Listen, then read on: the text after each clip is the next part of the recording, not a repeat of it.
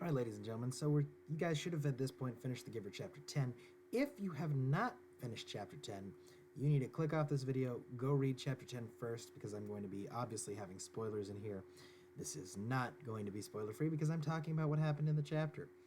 So go do your reading, then come back. So in this chapter, Jonas goes for the first day of training. He already knows he's got a weird set of rules, which if you've taken your quiz already, you should have probably focused in on. Goes there, he encounters the only locked door he's ever encountered in his life. It is unlocked for him to go in, but it's still unnerving. Now it's said because the receiver needs privacy.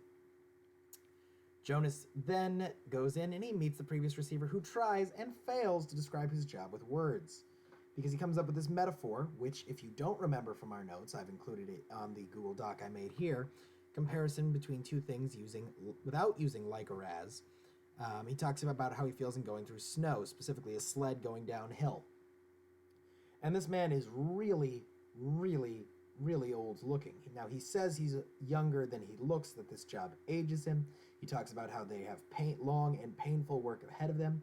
Jonas thinks he's just going to be hearing about this man's life, and he's not quite sure why that's important yet.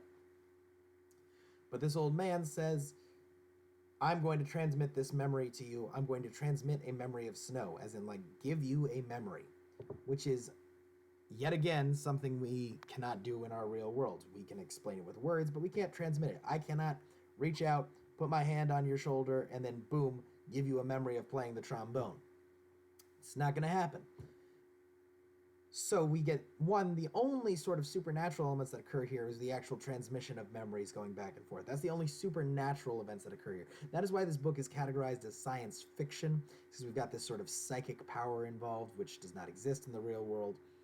And we also get some real glimpses of how this community is vastly different from our own. Jonas has no memory of snow. He has no memory of sleds, no memory of runners, no memory of downhill. He has no concept of things being downhill. I mean, I want you to think about that. Just everything you know has been a single elevation for your life. There has been no hills, there have been no slopes, none of that.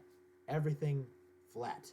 Having lived in Ohio where most things were flat, that's not as much fun as having, the landscape broken up. But the idea that everything you've ever known in the world is flat is sort of mind-boggling and something that's kind of hard to wrap your head around. Likewise, there's been no snow. So we know there's no snow, we know there's no animals.